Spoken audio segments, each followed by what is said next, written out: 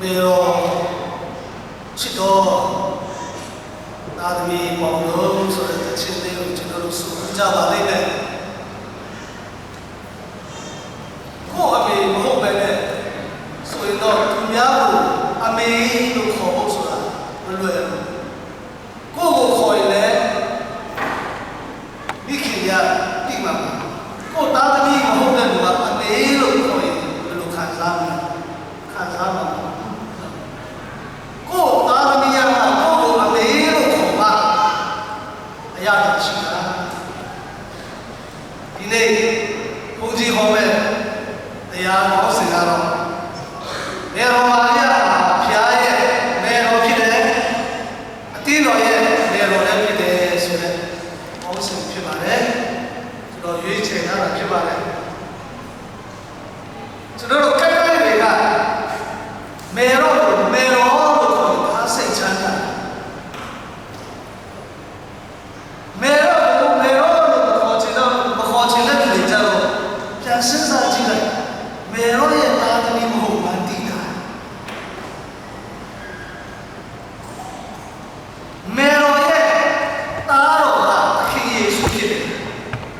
그 예수가 진노로는 장사해봐. 니의 고피네. 진노로 세조의 사사멘도 가는 우리도 해야 바로 거로야. 바로 거로야. 그미로 바로 거로야. 그래도는 진노로 니고 엄마를 필요하고. 그래도는 니고 엄마 필요하자. 그래도의 메로가 진노로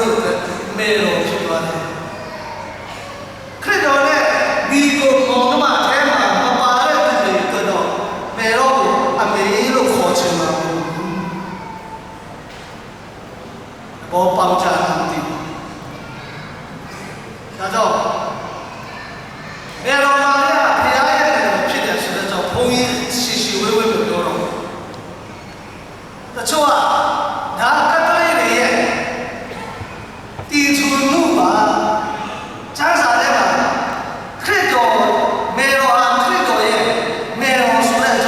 포비아하나 빠라 소리로 저 장사는 바꾸는 누가 예비로 장사는 바꾸는 까떨이 대한 호대진의 소리로 그냥 피했다잖아요. 요한 한지도 가게 이가게 누가 너무 받았어요. 너도 터스가리 대안에 부시도 우리 너도 터스가리에 대안에 피도 우리 너도 터스가리에 대안에 피도 우리 그래도 너라 갈라디아 한지에 가게 공지 장사를 지내 놓으면 돼. 갈라디아 한지에 가게 더러 제자여 너가 대안에 이미 따로 신으로 게 토다리 빙야야의 내 아우카피 메인만 우마 외과라 캐치피 메인만 우마 외과라 너도 터스가 대안에 루비고 싶다 메인만 우마 외과라 다음но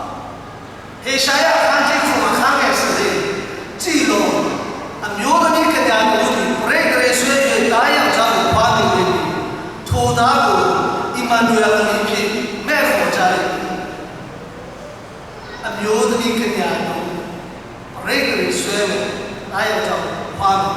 이마누엘 나로네 아두시로 그냥 그리도 로직이 아니 저도 표현에 그래도가 아묘더니 그냥 누구한테 브레이크에 수행을 반응 마대 한지들 강에 세도만에 보자나 이마누엘가 바로는 야기 두시로 이 돈의 두시로 해야 크리도 서로가 크리도의 메로가 장사대 맡기는 보자나 마대 한지들 강에 섰대 두 마리 나야 자고 밤이 내리 내리 뚜이 아니고 예수 거야래니 저로 예수 용내를 지금 두 마리 나야 자고 밤이 내리 또 나는 예수 거래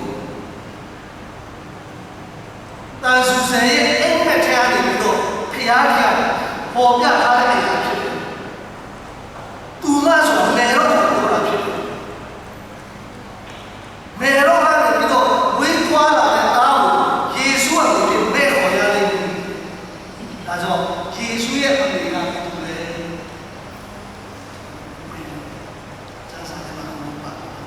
မာသေဝခန်းကြီးရဲ့ခန်းရဲ့16ယာကုပ်ရဲ့သားကြီးကမာရိယာရဲ့ခင်ပွန်းဖြစ်သောဂျိုးဆက်တဲ့ကြီးတဲ့မာရိယာကခရစ်တော်ကိုခေါ်ခြင်းခံရတော့ယေရှုဝေးခွာလာတဲ့ကြီးမာရိယာကခရစ်တော်ကိုခေါ်ခြင်းခံရတော့ယေရှုဝေးခွာလာကိုယ်ပိုက်ချရာကိုဝေးလာတယ်ကိုသားဟောအဲ့ဝေးလာတဲ့သူတဲ့အဲ့ဝေးပြီးတဲ့အဲ့မိန်းမကိုလည်းမျိုးသမီးကိုလည်းအမေလို့ခေါ်ပါဘောဒါကြောင့်အဲ့ခရစ်တော်ယေရှုဆိုဖယားဒုတိယပုဂ္ဂိုလ်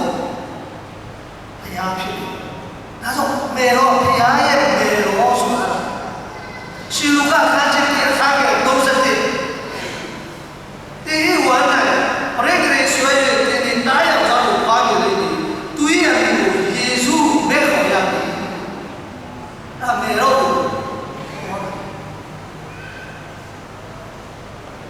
အားရောက်တော့ပါနေလေအိုင်ဇာယာပြောတာဓမ္မဟောင်းကျမ်းကပြောတာလည်းပြည့်စုံဒီလောက်တော့မေရောသင်္ချာတရားနဲ့ဝေးခွာလာတဲ့ခရစ်တော်မေရောဝမ်းကနေဝေးခွာလာတယ်ဆိုတာမေရောကခရစ်တော်ရဲ့မေရောဆိုတာသင်္ချာပါကျမ်းစာထဲမှာအတိအကျပေါ်ပြတယ်မတိချင်အောင်ဆိုမဲ့မေရောကိုပုတ်ခတ်တဲ့လူတွေတော့ကျွန်တော်တို့မေရောချစ်တော်သားသမီးများထဲမှာမပါဘူးမေရောချစ်တော်သားသမီးထဲမှာမပါတဲ့ဒီကခရစ်တော်နဲ့ညီကိုမောင်မလို့ပြောလို့မရဘူးဘာလဲခန်းစင်းနဲ့ခန်းရဲ့ဆက်စစ်ဒါမင်းပညာရှိတယ်နော်ထို့နောက်သူတို့ဒီအိမ်ထဲတော့ဝင်တော့ခါသူငယ်တော်ကိုတဲ့သူ၏ငယ်တော်မာရိယာနဲ့အတူတွေ့နေကြရဲ့သူ့ကိုပြတ်ဝရှိခိုးကြတယ်သူ၏ငယ်တော်မာရိယာကျမ်းစာထဲမှာပြောဒါဆိုငယ်တော်ကမတူရဲ့ငယ်တော်လေယေရှုရဲ့ငယ်တော်ညင်ချင်သေးလားလူကအခန်းကြီးနဲ့ခန်းရဲ့16ဟိုပညာရှိတွေကတော့တိုးထိန်တယ်ထို့နောက်တိုးထိန်တော့ဒီအလင်းနဲ့သွားကြတယ်မာရိယာနဲ့ဂျိုးဆက်ကိုလည်းတော့ဝါစကိုနိုင်တဲ့ဓာတ်ကိုပြန်လို့တော့တွေ့ကြတယ်အကယ်၍များသူငယ်တော်ကိုတွေ့တဲ့နေရာမှာဂျိုးဆက်နဲ့မဟုတ်ဘဲနဲ့တခြားမျိုးသမီးနဲ့ဆိုတော့မေရောမာရိယာတို့ခရစ်တော်ရဲ့မေရောလို့ပြောလို့ရပါတယ်ရိုမီသားစုတွေရှိတယ်။ဘာလို့ဝတ်သူအခန်းကြီးတဲ့အခန်းရဲ့စလေးထိုသူအပေါင်းတို့ရဲ့ယေရှုမေရောမာရိယာအပါဝင်တဲ့ Pentecost Day မှာဝိညာဉ်တော်ဖျားဆင်းတဲ့နေ့မှာအဲ့မှာမာရိယာပါတယ်ယေရှုမေရောမာရိယာလည်းပါတယ်ကျမ်းရေးဖို့ကယေရှုကြီးမေရောကျမ်းရေးဖို့ကဝိညာဉ်တော်ဖျားရဲ့သုံးဖို့ခြင်းအားဖြင့်ရေးတဲ့ကျမ်းစာဖြစ်တယ်ကျွန်တော်တို့ခရစ်ယာန်တွေကျမ်းစာပါဒါဆိုကျမ်းရေးဖို့ကဖျားယေရှုရဲ့မေရောလို့ပြောရင်မေရောကခရစ်တော်ရဲ့အမေမဟုတ်ဘူးလားဘာကြောင့်ရင်းချင်ကြသေးတာလဲရှင်မဘုရားကြီး6ခန်းရဲ့3မာသေဘုရားကြီး73ခန်းရဲ့50အဲ့ဒါကတူတယ်အဲ့မှာသူဒီမာရိယာရဲ့သားဖြစ်လေပတ်ဝန်းကျင်ကလူတွေကခရစ်တော်ဘာပြောလဲသူဟာမာရိယာရဲ့သားဖြစ်လေကျမ်းစာထဲမှာဒီနေ့ပေါ်ပြနေတဲ့အရာကိုခင်ဗျားနဲ့ကျွန်တော်မာရိယာကိုခရစ်တော်ရဲ့မေရောမဟုတ်လို့မြင်ရသေးလားရှင်လူကခန်းချင်းနဲ့ခန်းရဲ့34ထို့နောက်စီမေယိုတီသူတို့ကိုကောင်းချီးပေး၍သူငယ်တော်ရဲ့မေရောမာရိယာဆိုသည်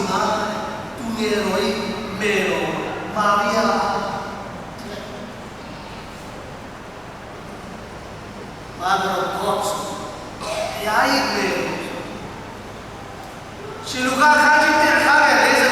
53အီလိဇဘက်ကပါပြောကျမတခင်ဤမေတော်ဒီကျမကလို့ကြွားလာတော့ကျေးဇူးတော်ကျမတည်းကြောင့်ခံထိုက်ပါတယ်ကျမတခင်ပဲသူတခင်ခရစ်တော်ရဲ့မေခရစ်တော်ရဲ့မေတော်ကျွန်တော်ကျမကြွားလာခြင်းကဘယ်လိုခံထိုက်ပါလဲဒီလောက်ဘုရားကြီးချင်ထားတဲ့ကောင်းချီးပေးထားတဲ့ဒီစတဲ့တော့မေတော်ကိုအဲ့လောက်ချင်းချီးမွမ်းနေခင်ဗျားနဲ့ကျွန်တော်လိုလောက်တန်ရှင်းနေတာမာသဲခန်းကြီးဆက်တဲ့ခန်းရဲ့50ကိုထိုခါလူတို့ကကိုရောဤမေတော်နဲ့ဒီကိုရောဤကိုရောနဲ့စကားပြောတယ်အပြင်းနဲ့ညနေကြပါရှောက်ပြီးအဲ့ကိုရောဤမေတော်ဒီကဘုရားကမသိအခုခက်ခရိယာတွေကမေတော်ကိုခရစ်တော်ရဲ့အမေဖြစ်မသိချင်တော့ဆိုတဲ့လူတွေအများကြီးရှိတယ်ကျမ်းစာထဲမှာလက်ခံရတာဟုတ်ပြီယောဟန်ခန်းကြီးစကောခန်းရဲ့28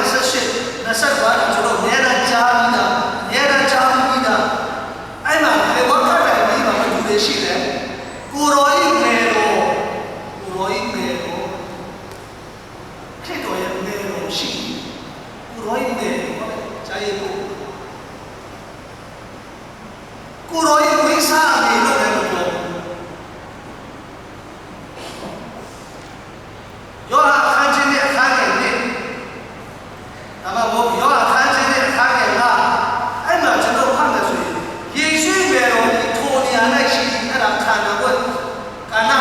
မင်္ဂလာဆောင်မှာပါယေရှုမေတော်ဒီလက်ထိုနေရာ၌ရှိယေရှုမေတော်ဇာယေကိုကယေရှုမေတော်လို့ပြောတယ်ခန်းကြီးနဲ့အခန်းငယ်ကကိုရောဤမေတော်ကလည်းသူစေခိုင်းတဲ့ကြောင့်ခုကြတော့ကိုရောဤမေတော်ဆိုတော့ခရစ်တော်ရဲ့မေတော်ဖြစ်တယ်အဲ့ဒါဒီကာနာလက်ထပ်ပြီးတဲ့ခါကျတော့ခန်းကြီးနဲ့ခန်းကြီးဆက်နေပါထို့နောက်ကိုရောဤမိမိမေတော်နဲ့တကွပြန်ထွက်သွားတယ်မိမိမေတော်နဲ့တကွကာဖန်တော်ကိုပြန်သွားကြတယ်ဒါဆိုရင်ဒီမေတော်ကဘုရားရဲ့မေတော်မဟုတ်ပါဘူးဆိုတော့ဘုရားရဲ့စဒီအတွေ့ခေါ်ကြားလာတယ်ဒီက AD 432ခုနှစ် Ephesus Council မှာအတင်းတော်ကနေပြီးတော့မေတော်ကဘုရားရဲ့မေတော်လူဖြစ်တဲ့ဘုရားအဖြစ်တော့ခရစ်တော်မှာအဖြစ်နှစ်ပါးရှိတယ်ပုဂ္ဂိုလ်တော်အဖြစ်နှစ်ပါးဘုရားလည်းဖြစ်တယ်လူလည်းဖြစ်တယ်ဒါကြောင့်ဒီဘုရားလည်းဖြစ်တယ်လူလည်းဖြစ်တဲ့ပုဂ္ဂိုလ်ကမေတော်မှာလည်းဝေးပွားလာတဲ့အခါကျတော့ဒါကိုဘုရားရဲ့မေတော်ဒီတော့ကောစုအတင်းတော်ကနေအေဒီ431ခါစတဲ့ကမေတော်ဘုရားရဲ့မေတော်ကိုတတ်မှတ်ပြီးသားဒါအယူဆ heretics Nestorius ဆိုတဲ့လူတွေအယူဆမှာတင်းတော်တိုက်ဖြတ်လိုက်ဒါပေမဲ့အခုထိဒီရဲမာနဲ့အယူဆခရိယာပြချားရမှာရှိတယ်မေတော်ဘုရားအနေနဲ့လက်မခံလို့ရှိတယ်နောက်ပြီးတော့ AD 450ကျော်ချဲတော်အစည်းအဝေးရနေပြီးတော့ခရစ်တော်ကဘုရားရဲ့ဖြစ်တဲ့သူလည်းဖြစ်တယ်ဒါကြောင့်လို့မေတော်မာရကလည်းဘုရားရဲ့မေတော်ဖြစ်တယ်ဆိုတော့ကြောင့်ပြန်ပြီးတော့ထပ်မှအတည်ပြုခြင်းလိုက်တယ်AD 381 The First Council of Constantinople နဲ့ AD 325 လိုက်စင်အဲ့မှာကပြတ်လာတယ်ခရစ်တော်ကဘုရားဖြစ်တယ်လားလူလားဘုရားလားဘယ်လိုလဲခမည်းတော်နဲ့ဘယ်လိုတန်းလူကြီးရှိလားအဲ့ပြတ်တယ်အဲ့စလာတော့လာပြီးတော့ခရစ်တော်ကအဖြစ်နှစ်ပါးရှိတယ်ဆိုတဲ့ဥစ္စာကနေပြီးတော့မေတော်မာရကိုထိတာဒါကြောင့်အတင်းတော်မေတော်မာရထိတယ်ဘုရားရဲ့မေတော်မဟုတ်ဘူးလို့ပြောတဲ့ကြောင့် AD 430ကစပြီးတော့ခြေပခဲ့တယ်အခုဒီကျွန်တော်တို့ခြေပတော့တိုက်ခိုက်တဲ့လူကတိုက်ခိုက်တယ်ချမ်းသာတဲ့မှာဒီလောက်သူကြီးမေတော်ကိုရောကြီးမေတော်ယေရှုမေတော်အတိတ်ကျပေါ်ပြထားတဲ့ဆိုလက်မခံသေးဘူးဆိုတော့ ချမ်းသာတော်ရင်ကျွန်တော်ရဲ့ဘဝကျွန်တော်ရဲ့ဘဝလို့ပြောတဲ့လူတွေ